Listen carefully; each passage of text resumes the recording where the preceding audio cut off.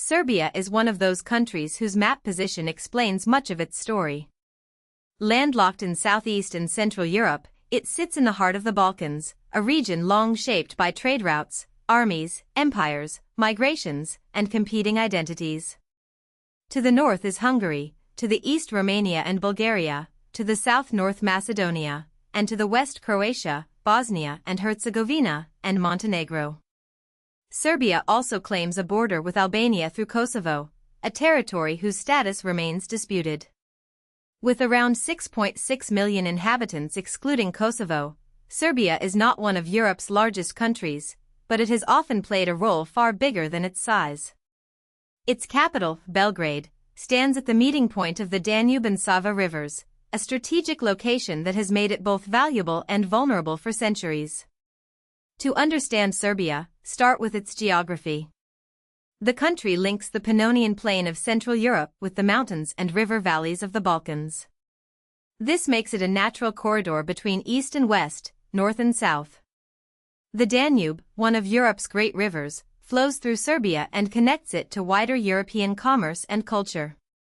But geography also meant exposure. Powers moving through the region often passed across Serbian territory, whether Roman legions, Byzantine officials, Ottoman armies, Habsburg forces, or modern political blocs. Serbia's landscape is therefore not just physical. It is historical. Rivers, plains, and mountains helped determine where cities grew, where borders shifted, and why the country repeatedly became a frontier between larger worlds. Human presence in what is now Serbia reaches back to the Paleolithic age, long before modern states or nations existed. In antiquity, the territory became part of the Roman imperial world, divided across provinces such as Moesia, Pannonia, Dacia, Dardania, and others. Roman roads, forts, towns, and military systems tied the region into a vast empire stretching from Britain to the Middle East. This mattered because the Balkans were not peripheral to Rome, they were a military and administrative core. Several Roman emperors were born in the wider region. After the empire divided, Serbian lands found themselves influenced heavily by the Eastern Roman, or Byzantine, world. Christianity, imperial administration, and regional power struggles all left traces that later medieval states would inherit and reinterpret. The arrival of Slavic groups in the 6th century transformed the region's cultural and linguistic identity. Over time, South Slavic communities settled across the Balkans, interacting with local populations and the Byzantine Empire. In the early Middle Ages, several Serbian regional states emerged. These were not always fully independent in the modern sense. At different moments, they were recognized as tributaries or clients of stronger neighbors, including Byzantium, the Franks, and Hungary. But these early polities were important because they began forming the political and religious foundations of Serbian identity. Rulers balanced diplomacy, war, and faith to secure legitimacy. The medieval Serbian world developed in a landscape where allegiance could shift quickly, and survival required navigating stronger imperial powers. The medieval Serbian state reached a major milestone in 1217, when the Serbian kingdom gained recognition from both the Holy See and Constantinople. That dual recognition reflected Serbia's position between Latin Catholic and Byzantine Orthodox spheres. It also strengthened the authority of Serbian rulers at home and abroad. In the following century, Serbia expanded dramatically. Under Stefan Dusan, it reached its territorial peak in 1346 as the Serbian Empire. This empire included large parts of the Balkans and aspired to inherit the prestige of Byzantium.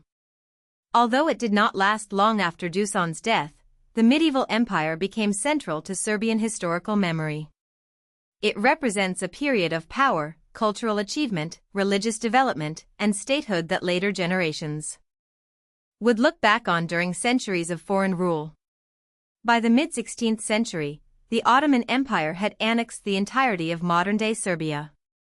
Ottoman rule reshaped the region's administration, economy, landholding patterns, and religious life. Serbia became part of a vast Islamic empire, while much of the Serbian population remained Orthodox Christian. This created a complex society rather than a simple story of occupation. Trade, migration, conversion, resistance, and accommodation all existed side by side. At the same time, Ottoman control became a powerful element in Serbian national memory, especially through epic poetry and stories of lost medieval statehood. From the late 17th century, the Habsburg Empire began pushing towards central Serbia while maintaining influence in Vojvodina to the north. Serbia became a borderland between two empires with different institutions and cultural influences. The early 19th century brought a turning point, the Serbian Revolution. Beginning with uprisings against Ottoman authority, it gradually produced a modern Serbian nation-state. This was significant not only for Serbia but for the region as a whole, because it became one of the first successful movements in the Balkans to establish autonomous and then increasingly independent national rule. Serbia developed into a constitutional monarchy, meaning power was formally limited by law and institutions, even though politics remained turbulent. Over the 19th century, Serbia expanded its territory and strengthened its state structures. Like many European national movements, it combined memories of medieval independence with modern ideas of sovereignty, citizenship, and constitutional government. This period laid the groundwork for Serbia's later role in Balkan and European politics. World War I changed Serbia's destiny. The war began after the assassination of Archduke Franz Ferdinand in Sarajevo, an event tied to South Slavic nationalism and Austro-Hungarian fears of Serbian influence. Serbia suffered enormously during the conflict, facing invasion, occupation, disease, and massive losses. Yet it ended the war on the victorious Allied side. In 1918, Serbia united with Vojvodina, formerly a Habsburg crownland, and then joined with other South Slavic peoples to form a new state that would become Yugoslavia. The idea behind Yugoslavia was to unite related South Slavic nations into a larger political community. But the new country contained deep differences in religion, historical experience, regional identity, and political expectations. Serbia entered this project as a central actor, but not without controversy. Yugoslavia existed in several forms across the 20th century, a kingdom, a socialist federation after World War II, and then a collapsing state in the 1990s. For Serbia, Yugoslavia was both an opportunity and a dilemma. It offered a broader South Slavic framework, but it also raised questions about whether Serbian interests were best served inside a multinational federation. Under socialist Yugoslavia, led for decades by Josip Broz Tito, Serbia was one republic among several, while Kosovo and Vojvodina held autonomous status within it. After Tito's death, economic problems, nationalism, and constitutional disputes intensified. The Yugoslav wars of the 1990s were devastating and left deep scars across the region. Serbia's modern international image is still strongly shaped by that violent breakup and its unresolved consequences. After the breakup of Yugoslavia, Serbia remained in a union with Montenegro.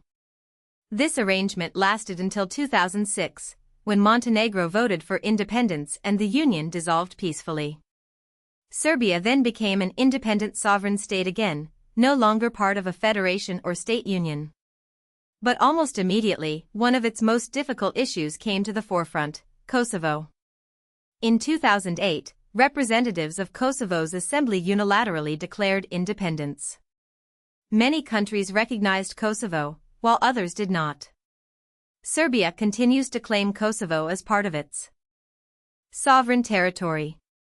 This dispute affects Serbia's diplomacy, domestic politics, relations with neighboring countries, and its path toward the European Union. Kosovo is not only a territorial question, it is tied to history, identity, security, and international law. Modern Serbia is a unitary parliamentary constitutional republic.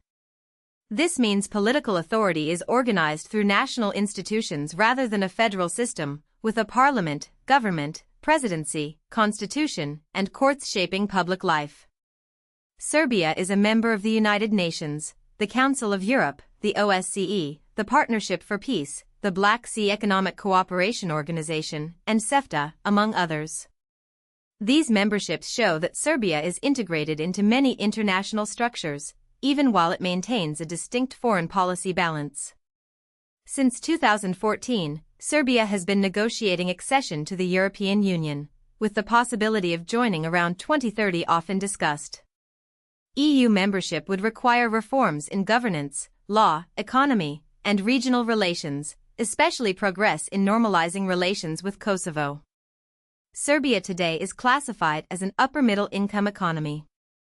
It provides universal health care and free primary and secondary education, reflecting a social model inherited partly from the Yugoslav era and reshaped by post-socialist transition. Its economy includes manufacturing, agriculture, energy, services, and a growing technology sector, with Belgrade serving as the main economic and cultural hub. At the same time, Serbia formally follows a policy of military neutrality. This position reflects its attempt to balance relationships with the European Union, Russia, China, NATO members, and regional neighbors. Serbia's story is therefore not a straight line from past to present. It is the story of a crossroads country, shaped by empires, defined by statehood, burdened by unresolved disputes, and still deciding how its future in Europe should look. If you found this helpful, please like this video and subscribe for more explainers.